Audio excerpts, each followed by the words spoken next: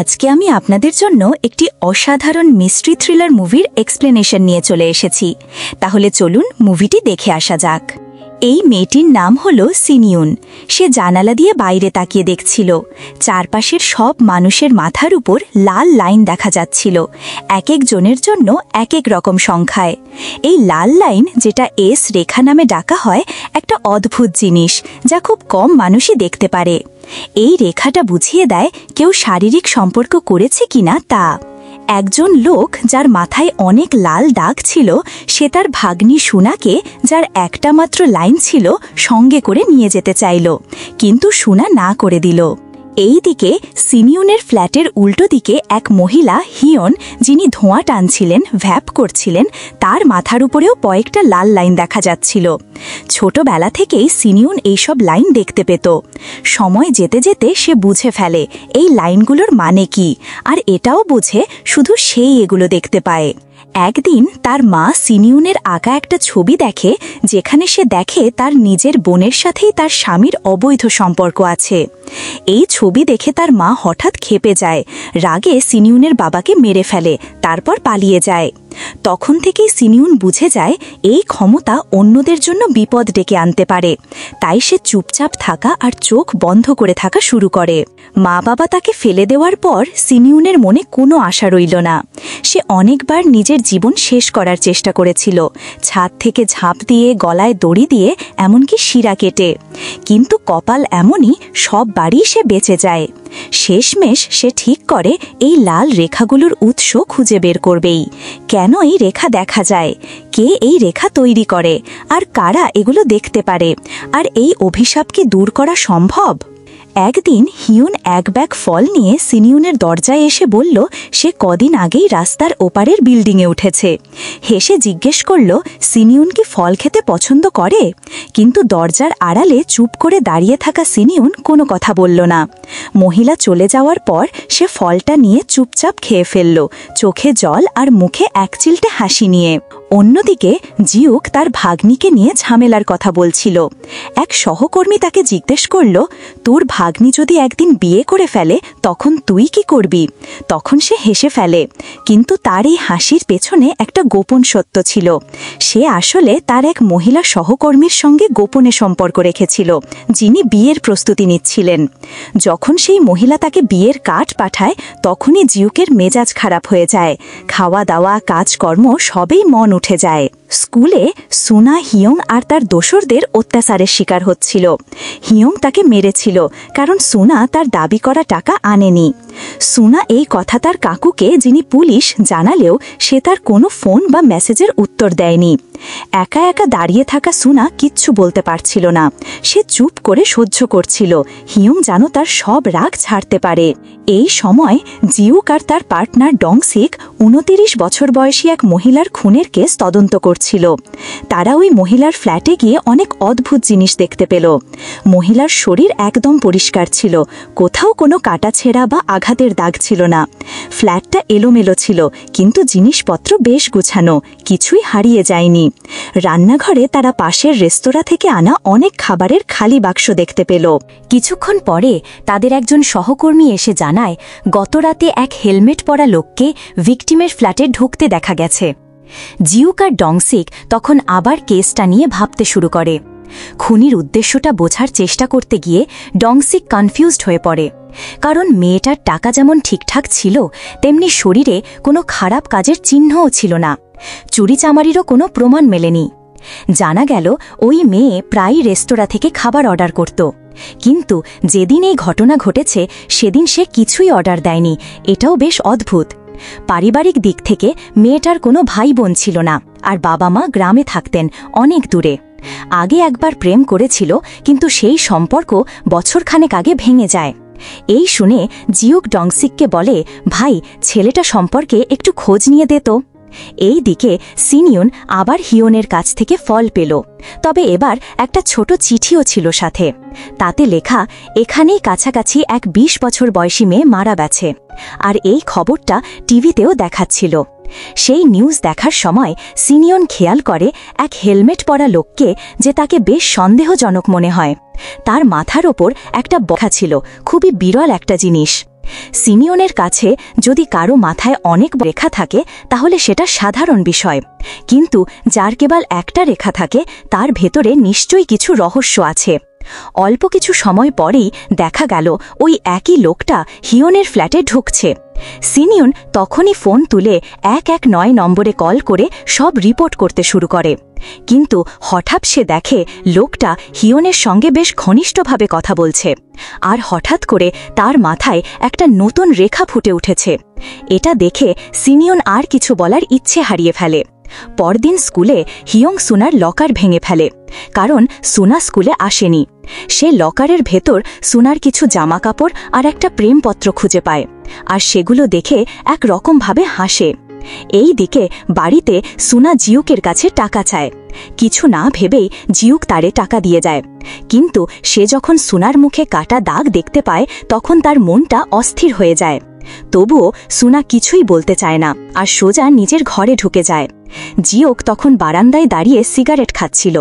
হঠাৎ দেখে উল্টো দিকের জানালায় দাঁড়িয়ে সিনিয়ন কার্ডবোর্ডের বাক্স ছিঁড়ছে। কিছুক্ষণ পর ডংসিক ফোন করে জানায় আগের রাতে একটা এমার্জেন্সি কল এসেছিল, আর সেই কলটা এসেছিল জিওকের ফ্ল্যাটের ঠিক রাস্তার ওপাশ থেকে। সিসিটিভিতে দেখা গেছে ওই ফোনটার সময় একজন হেলমেট পরা লোকও সেই দিকেই ছিল। এই কথা শুনে জিউক সঙ্গে সঙ্গে সিনিয়নের কাছে গিয়ে কথা বলার চেষ্টা করে, কিন্তু সে হতবাক হয়ে যায়, কারণ প্রথমবারের মতো সে দেখে সিনিয়নের মাথার ওপর অনেকগুলো বরফের রেখা। এতগুলো রেখাওয়ালা কাউকে আগে কখনো এত কাছ থেকে দেখেনি। জিউক দরজায় টোকা দেয়, কিন্তু ভেতর থেকে কোনো সাড়া আসে না। এই সময় জুংমিন নামে এক চশমা পরা লোক এসে বলে সিনিয়ন এই ফ্ল্যাট কমপ্লেক্সে অনেকদিন ধরে একা থাকে, একটু চুপচাপ মেয়ে। তবুও জিউক হাল না ছেড়ে আবার দরজায় টোকা মারে, আর এবার বলে আমি একজন গোয়েন্দা, এখানে খুনের কেস চলছে, তোমার দেওয়া রিপোর্ট অনেক গুরুত্বপূর্ণ হতে পারে। শেষমেশ সিনিয়ন একটু করে দরজাটা খুলে দেয় আর বলে হ্যাঁ, সে সত্যিই হেলমেট পরা লোকটাকে রাস্তার ওপারের বিল্ডিংয়ে ঢুকতে দেখেছিল। সে ভেবেছিল হিয়ন বিপদে পড়েছে, কিন্তু পরে যখন হিয়ন আর ওই লোকের ব্যবহার দেখে তখন বুঝে ফেলে ভুল করেছে। এই কথা শুনে জিউক সিনিয়নকে জিজ্ঞেস করে তুই স্কুলে যাস না কেন রে, তুই তো স্কুলে পড়ার বয়সের মেয়ে। কিন্তু সিনিয়ন কোনো উত্তর না দিয়ে দরজাটা ধপ করে বন্ধ করে দেয়। সেই রাতে আবার হেলমেট পরা লোকটাকে দেখা গেল। সে অ্যাপার্টমেন্ট কমপ্লেক্স থেকে বেরিয়ে যাচ্ছিল, কিন্তু এবার কিছু অদ্ভুত লাগলো। আগের রাতে যার মাথায় দুটো রেখা ছিল এখন কেবল একটা বাকি। লোকটা যখন হঠাৎ করে দরজার দিকে তাকাল তখন ভয়ে সিনিয়ন দরজার ছিদ্রটা ঢেকে দিল। এই দিকে সুনাহিয়ংয়ের চাওয়া টাকা জোগাড় করার জন্য একটা মেয়েকে ছিনতাই করার চেষ্টা করে। সে মেয়েটার পেছনে অন্ধকার গলিতে গিয়ে পড়ে, কিন্তু সৌভাগ্যক্রমে তার প্ল্যানটা কাজ করে না। পুলিশ স্টেশনে ডংসিক খুন হওয়া মেয়েটার প্রাক্তন প্রেমিককে নিয়ে খোঁজ খবর নিচ্ছিল। লোকটার নাম ছিল জাংমিন। সে একজন স্কুল শিক্ষক, আর দেখা গেল সে সিনিয়নের সঙ্গে একই বিল্ডিংয়ে থাকে। জাংমিন যেই রাস্তা দিয়ে চলাফেরা করত সেই পথেই মাসখানেক আগে একটা খুন হয়েছিল, এটাও খেয়াল করে ডংসিক। জিউক তখন জাংমিনের একটা ছবি চায়, আর পরে যখন সিনিয়নের কাছ থেকে তথ্য নিতে যায় তখন বুঝতে পারে এই লোকটাকেই তো সে আগে একবার সামনে থেকে দেখেছে। কিন্তু তারা কিছু করার আগেই জিউকের ফোনে হাসপাতাল থেকে কল আসে। জানানো হয় তার বাবা হারিয়ে গেছেন। জিউক এক ছুটে হাসপাতালে যায়। সব সামলে নিয়ে সে ডংসিককে কথা দেয় পরে যোগাযোগ করবে। হাসপাতালে গিয়ে সে দেখে তার বাবা বিল্ডিংয়ের ছাদে দাঁড়িয়ে আছে। অদ্ভুতভাবে জিউক কিছুই করে না, সে শুধু আস্তে আস্তে পিছিয়ে যায়। ভাগ্য ভালো, নার্সরা ঠিক সময়ে গিয়ে ওনার বাবাকে বাঁচিয়ে ফেলে। এই দিকে ডংসিক গিয়ে জাংমিনের ফ্ল্যাটে ঢোকে। ফ্ল্যাটটা তালা লাগানো ছিল। ভেতরে গিয়ে দেখে ঘরটা পুরো লাল আলোয় ভরে আছে। একটা আলমারিতে বেশ মোটা ঘিনঘিনে দড়িও পড়ে আছে। ডংসিক তাড়াতাড়ি জিউককে ফোন করে বিষয়টা জানাতে যায়, কিন্তু হঠাৎ জাংমিন পেছন থেকে এসে তাকে ধরে ফেলে। এক ঝটকায় ফোন ছিনিয়ে নেয় আর তাকে মারধর শুরু করে। তারপর ডংসিককে একটা চেয়ারে বেঁধে রেখে নিজে হেলমেট আর চশমা পরে হিয়নের ফ্ল্যাটের দিকে হাঁটা দেয়। ওদিকে সিনিউন জানালা দিয়ে দেখে জাংমিন দাঁড়িয়ে হিয়নের বাড়ির দিকে ফ্যালফ্যাল করে তাকিয়ে আছে। যখন জাংমিন হঠাৎ করে আক্রমণ শুরু করে, সিনিউন আতঙ্কে পড়ে যায়। সে ফোনটা হাতে নেয় 119 কল করার জন্য, কিন্তু দেখে ফোন বন্ধ। তাড়াতাড়ি সে একটা ছুরি আর সানগ্লাস তুলে নেয়। ভয় তার ভেতর কাঁপিয়ে দিচ্ছিল, তবুও সে নিজেকে জোর করে ফ্ল্যাটের বাইরে বের করতে বাধ্য করে। কিন্তু ঠিক রাস্তার মাঝখানে গিয়ে হোঁচট খেয়ে পড়ে যায়। অচেতন অবস্থায় যেন স্বপ্নের মধ্যে দেখে তার মা তার দিকে হাত বাড়িয়ে দিচ্ছেন। এই দিকে হিয়ন বুঝতে পারে সে বিপদে পড়েছে। জাংমিনের চোখে একটা অদ্ভুত ক্ষমতা ছিল। সে হিয়নের মাথার ওপর রেখা দেখতে পাচ্ছিল। সে হিয়নকে গলা টিপে মেরে ফেলে আর বলে এটা না করলে সবাই মরত। ঠিক তখনই সিনিউন ঢুকে পড়ে ঘরে, হাতে ছুরি নিয়ে জাংমিনকে থামাতে চায়, কিন্তু জাংমিন খুব সহজে ছুরিটা কেড়ে নেয় আর সিনিউনকেই আঘাত করে। এই সময় জিউক এসে পড়ে অ্যাপার্টমেন্ট কমপ্লেক্সে। সে সোজা জাংমিনের ফ্ল্যাটে ঢোকে। ভেতরে গিয়ে সে দেখে সিনিউনের সানগ্লাস পরা আছে আর দরজা খোলা। জিউক ঘরে ঢুকে একটা বোর্ড দেখতে পায়, তাতে লেখা নিয়ে কিছু লেখা। জানালা দিয়ে দেখতেই পায় রাস্তার ওপাশে হিয়নের ঘরে কিছু একটা মারাত্মক ঝামেলা চলছে। এক মুহূর্ত না ভেবে জিউক ছুটে যায়, ঠিক সময় পৌঁছে যায় আর জাংমিনকে গুলি করে ফেলে। এর আগেই সে হিয়ন আর সিনিউনকে শেষ করে দিতে পারত। মরার আগে জাংমিন হঠাৎ বলে ওঠে, আমার মাথার রেখাটা চলে যাচ্ছে। তারপর পুলিশ এসে সব সামাল নেয়। হিয়নকে হাসপাতালে পাঠানো হয় আর জাংমিনের মৃতদেহ নিয়ে যাওয়া হয়। জিউক সিনিউনের সানগ্লাসটা ফিরিয়ে দেয়। চুপচাপ দাঁড়িয়ে সিনিউন ভাবতে থাকে, জাংমিন কি তাহলে ওর ওই বিশেষ চশমার সাহায্যে বরফের রেখা দেখতে পেত? তারপর সে জিউককে জিজ্ঞেস করে, আচ্ছা জাংমিন আসলে কে ছিল? জিউক শুধু হেসে বলে, সব বলবো পরে, এখন আগে থানায় চল, তোমার রিপোর্টটা দরকার। হঠাৎ করেই সুনা এসে হাজির হয় আর সিনিউনকে চিনে ফেলে। অ্যাপার্টমেন্টে ফিরে সুনা আবার জিউকের কাছে টাকা চায়, কিন্তু এবার জিউক সেটা দিতে রাজি হয় না। উল্টে ও সুনাতে জিজ্ঞেস করে, তোর স্কুলে আসলে কি হচ্ছে রে? সুনা মুখ ঘুরিয়ে নেয়, বলে, তুই তো অনেক ব্যস্ত, এসব বলেও লাভ নেই, কিচ্ছু বদলাবে না। সুনা জানায় ও আর সিনিউন স্কুল থেকেই বন্ধু ছিল। আরও বলে সিনিউন ছোট থাকতে ওর মা ওর বাবাকে মেরে পালিয়ে গিয়েছিল। এই দিকে সিনিউন ভাবছিল এবার কি করবে। ও বুঝতে পারে মাথার ওপর যে রেখা ও দেখে সেটা হয়তো কাউকে বাঁচানোর কাজে লাগতে পারে। ও নিজের সানগ্লাস খুলে নেয়, সাথে সাথে দেখে আশপাশের পুরো দুনিয়াটা লাল হয়ে গেছে, সবার মাথায় সেই রেখা। হঠাৎ করেই ওর কাছে একটা রহস্যময় বার্তা আসে। কে যেন বলে, আমি তোর মতোই দেখতে পারি, আর ওকে স্কুলে যেতে বলে। স্কুলে তখন এক গাড়ি ধীরে চলছিল, ছাত্ররা সবাই মিলে ঠেলে নিয়ে যাচ্ছিল। সুনা, যে ওই স্কুলেই পড়ে, ভাবছিল এত কিশোর কিশোরী আছে, এদের মধ্যে কতজন হয়তো যৌন কাজের মধ্যে জড়িয়ে গেছে।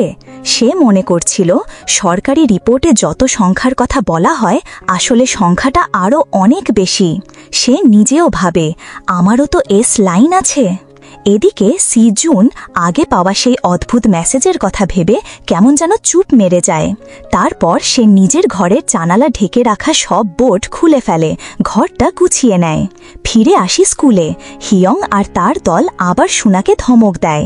হিয়ং সুনার চিঠি পড়ে আর সুনা রেগে গিয়ে ঝাঁপিয়ে পড়ে, তবে হিয়ং নিজেকে রক্ষা করে। ঠিক তখন কিউজিন এসে পড়ে, ঝামেলা থামিয়ে দেয়, চিঠিটাও ছিঁড়ে ফেলে। সে বলে সুনাই আগে শুরু করেছিল, তাই তাকে কিছু বলেনি। এরপর সুনা ঠিক করে আর না, সে বাড়ি চলে যাবে। কিন্তু যাওয়ার আগে নিজের লকারে দেখে একটা চশমা পড়ে আছে। অন্যদিকে ডংসিক রাগ করে বলে, জিউক তদন্তে আমার সঙ্গে আসেনি, এজন্যই আমি ভেসে গেছি। জিউক তখন বলে, দুঃখিত ভাই, জরুরি একটা ব্যাপার সামলাতে হয়েছিল। তবে তার মাথায় তখনও আগের কেসটাই ঘুরছিল, কিছু একটা যেন ঠিকঠাক মিলছে না। সে আবার জাংমিনের ফ্ল্যাটে ফিরে যায়। ভেতরে গিয়ে দেখে এক ঘর পুরো লাল রেখায় ঢাকা। এদিকে সুনা সেই চশমাটা পরে নেয় আর নিজের মাথার ওপর একটা লাল রেখা দেখে চমকে যায়। জিউক যখন বাড়ি ফেরে দেখে মাথায় অনেকগুলো রেখা জ্বলজ্বল করছে। সে চিৎকার করে ওঠে। সুনা কিছু না বলে বাইরে বেরিয়ে পড়ে, সেই বরফের রেখাগুলো ফলো করতে চায়। সিনিউন যেটুকু দূরে দাঁড়িয়েছিল আবর্জনা ফেলতে গিয়ে সবটাই দেখছিল। রাস্তায় হাঁটতে হাঁটতে সুনা দেখে যাকেই পাচ্ছে সবার মাথায় সেই লাল রেখা। পরের দিন সুনা আবার সেই চশমা পরে স্কুলে আসে। ও এবার বুঝতে শুরু করে কার সাথে কার কি সম্পর্ক, কার মাথায় কি রেখা। তবে মজার ব্যাপার, কিউজিনের মাথায় কোনো রেখা ছিল না দেখে হালকা হাসে। কিন্তু হঠাৎ চোখে পড়ে হিয়ংয়ের মাথার রেখা গিয়ে জোড়া লাগছে স্কুলের কোরিয়ান ভাষার শিক্ষক সুংজিনের সাথে। ক্লাস শুরু হতেই কিউজিন সিনিউনকে ক্লাসে পরিচয় করিয়ে দেয়। সে ছিল নতুন ট্রান্সফার স্টুডেন্ট, পুরনো বন্ধুর মতোই আবার ফিরে এসেছে। এই দিকে জিউক তখনও জাংমিনের কেস নিয়ে খোঁজ করছিল। একটা ছবিতে দেখে জাংমিন চোখে চশমা পরেছিল, কিন্তু কেসের প্রমাণে সেই চশমা আর পাওয়া যায়নি। সে তখন স্কুলে যায় আর কিউজিনকে জিজ্ঞাসা করে জাংমিন কি সবসময় চশমা পরত নাকি। কিউজিন জানায় না, গত বছর যখন সে পড়াত তখন কখনো চোখে চশমা দেখেনি। স্কুলের ছাদে আবারও সুনা উত্তক্তের শিকার হয়। হিয়ং ওকে চড় মারে। সুনা জবাব দেয়, আমি তোকে 1 টাকাও দেব না, বরং তোকে ফাঁসিয়ে দেব। তাতে হিয়ং আরও রেগে গিয়ে লাথি মারে। ঠিক তখনই সিনিউন এসে হাজির হয়। সে হিয়ংয়ের টাই ধরে ছাদের কিনারার দিকে টেনে নিয়ে বলে, আর একবার যদি সুনার গায়ে হাত দিস তোকে আমি সঙ্গে নিয়েই ঝাঁপ দেব। হিয়ং তখন ভয়ে থেমে যায়। সিনিউন ওকে কথা নেয়, তুই আর কখনো ওকে বিরক্ত করবি না। চারপাশে লোকজন চিৎকার করছে। তবুও আলাদাভাবে সুনা কৃতজ্ঞ না হয়ে উল্টে সিনিউনকে বকা দেয়, আমার ব্যাপারে তোকে পড়ার দরকার ছিল না। সিনিউন জিজ্ঞাসা করে, তুই এখনো আমার ওপর রাগ করিস? সুনা কিছু বলে না, শুধু বলে, চল তো একটু কোথাও যাই। জিউক একটা বারে যায় যেটা জাংমিন আগেও অনেকবার গিয়েছিল। ওখানে বারটেন্ডারকে জিজ্ঞেস করে আর জানতে পারে জাংমিন এখানে একা একা বসে পান করত, নিজের মনে গুনগুন করে কিছু বলত। এমনকি একবার এই কারণেই একজন কাস্টমারের সাথে ঝগড়ায়ও জড়িয়ে পড়ে। বারটেন্ডার যখন জাংমিনের চশমাহীন একটা ছবি দেখে তখন সে বলে, না ভাই, ও চশমা পরে আসতো সবসময়। একটু দূরে আরেকটা টেবিলে এক লোক চশমা পরে নিজের মনে গুনগুন করে হাসছিল। তার পাশের লোকটা বিরক্ত হয়ে যাচ্ছিল। জিউক যখন বেরোচ্ছিল তখন এক মহিলা হঠাৎ তার পথ আটকায়, কারণ সে জিউকের হাতে থাকা নোটগুলো দেখে কৌতূহলী হয়ে যায়। এই দিকে সুনা ইচ্ছে করে হিয়ংকে ফলো করে, যিনি তখন সুংজিনের সাথে দেখা করতে যাচ্ছিলেন। ওদের ছবি তুলে ফেলে যখন ওরা একটা মোটেলে ঢোকে। এরপর ছবিটা সরাসরি হিয়ংকে পাঠিয়ে দেয়। কিন্তু হিয়ং ভয় পায় না। সে বলে, ছবি ছড়ালেও ক্ষতি আমার না, বরং আমার শিক্ষকই ফেসে যাবে, আমি তো এখনো নাবালক। এর পরদিন সুনা সেই একই ছবি আর ব্ল্যাকমেল বার্তা পাঠায় সুংজিনকে, যেখানে স্পষ্ট লেখা 20 মিলিয়ন টাকা ক্যাশ চাই। সিনিয়ন যখন বাড়ি ফেরে সুনা তাকে জিজ্ঞেস করে, বলো তো 20 মিলিয়নে একটা অ্যাপার্টমেন্ট হবে? আমি তো আর থাকতে চাই না এখানে, একদম চলে যেতে চাই। গল্প করতে করতে সুনা জিজ্ঞেস করে, তোর মা এখনো বেঁচে আছে? সিনিয়ন বলে, জানি না রে, ছোটবেলায় চলে গিয়েছিল, আর কোনোদিন যোগাযোগ হয়নি। সেই রাতে সিনিয়ন জানালার পাশে দাঁড়িয়ে দেখছিল আশেপাশের ফ্ল্যাটে পরিবারগুলো কেমন হেসে খেলে একসাথে সময় কাটাচ্ছে। একটা শান্ত, মন খারাপ করা দৃশ্য। পরদিন স্কুলে ক্লাসের মধ্যে সুংজিন জিজ্ঞেস করে, আমাকে কে ছবি দিয়ে হুমকি দিয়েছে? হিয়ং সাথে সাথেই বলে দেয়, ওইটা সুনা করেছে। কিন্তু সুনা শুধু সুংজিন আর হিয়ংয়ে থেমে থাকেনি, চশমা পরে আরও কয়েকজন শিক্ষকের অবৈধ সম্পর্কও ধরে ফেলেছিল আর ব্ল্যাকমেল করছিল। এই খবর পেয়ে সিনিউন সুনাকে টয়লেটে ডেকে নেয় চশমা নিয়ে কথা বলার জন্য। ও বলে, তুই ওই চশমা দিয়ে রেখা দেখতে পারিস না? সুনা বলে, হ্যাঁ, পেয়েছি একটা লকারে, কে রেখেছিল জানি না। সিনিউন ওকে সাবধান করে, দেখ এগুলো খুব বিপজ্জনক, প্লিজ আর ব্যবহার করিস না। কিন্তু সুনা তো একরোখা। যদিও আগের মালিকের ভয়ানক পরিণতির কথা শুনেছিল, তাও ও চশমাটা পরা বন্ধ করেনি। এদিকে সুংজিন একটা মেসেজ পাঠায়, টাকা রেডি আছে, রাত ঠিক 12টায় স্কুলের ছাদে দেখা করবি। সেই সময় সুনা ছিল হিয়ংয়ের বয়ফ্রেন্ডের সাথে। সে মেসেজ দেখে আর ভাবে সময় কাটাতে একসাথে একটু বেরিয়ে আসা যাক, কিন্তু ও জানত না হিয়ং গোপনে তার পেছনে লেগেছিল। ও টয়লেটে সুনা আর সিনিয়নের কথা শুনেছিল আগেই। একটা সুযোগ পেয়ে হিয়ং চুপি চুপি সুনার ব্যাগ থেকে চশমাটা চুরি করে নেয়। কিছুক্ষণের মধ্যেই সুনা বুঝতে পারে ওমা, চশমাটা তো নেই। সাথে সাথেই খুঁজতে শুরু করে।